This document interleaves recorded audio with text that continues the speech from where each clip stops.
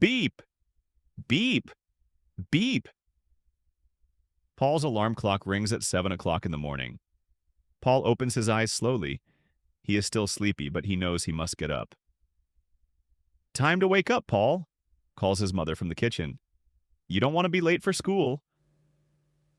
Paul sits up in his bed and stretches his arms. He looks at his clock. It is 7 o'clock exactly. Paul has a very busy morning ahead of him. First, Paul gets out of bed.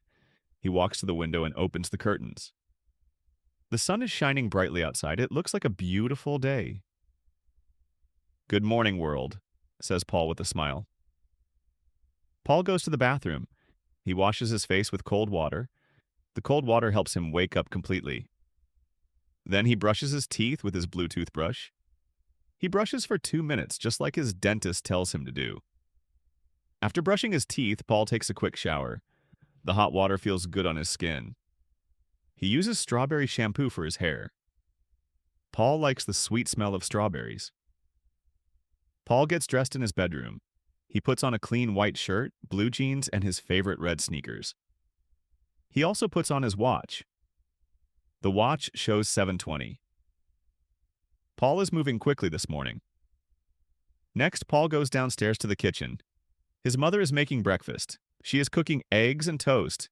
The kitchen smells delicious. "Good morning, Mom," says Paul. He gives his mother a big hug. "Good morning, sweetheart," says his mother. "Did you sleep well?"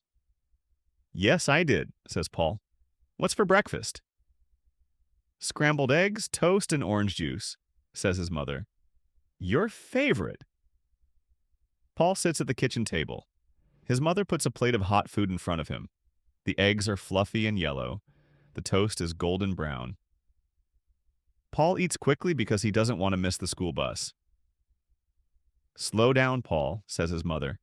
"You have time to eat properly." But Paul looks at his watch. It is 7:35. "Mom, the bus comes at 7:50. I need to hurry." Paul finishes his breakfast and drinks his orange juice. He puts his empty plate and glass in the dishwasher. His mother taught him to always clean up after eating. "Don't forget your backpack," says his mother. Paul runs upstairs to get his backpack.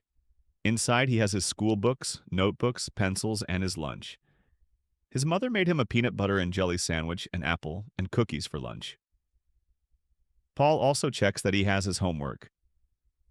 Yesterday, his teacher, Miss Garcia, gave the class math problems to solve. Paul finished his homework after dinner last night, and it is safely in his folder. Paul comes back downstairs.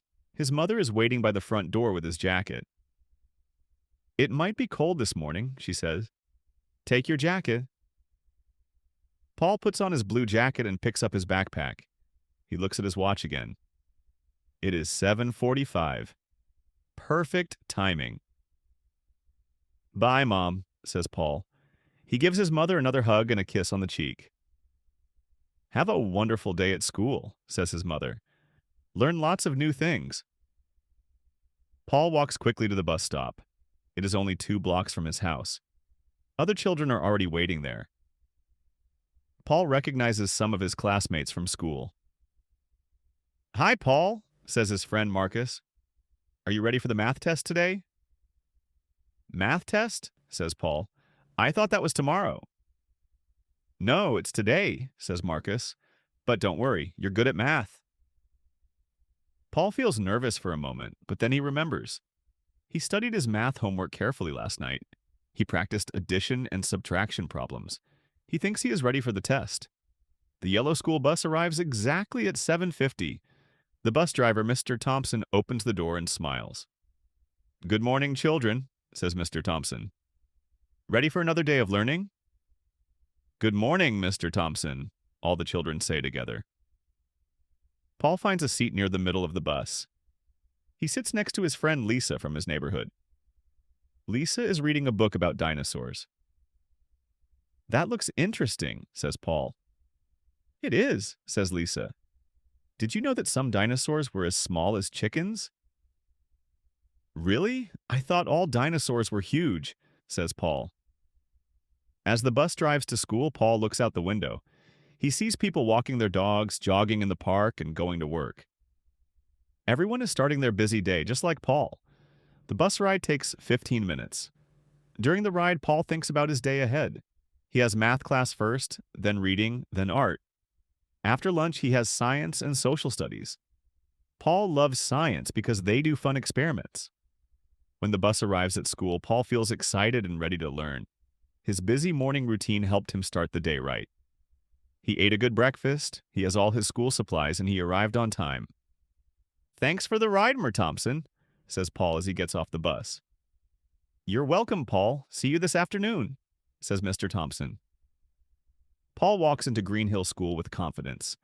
His busy morning is finished, and now his school day can begin.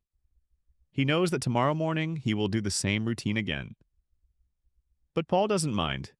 He likes having a schedule that helps him be ready for each new day.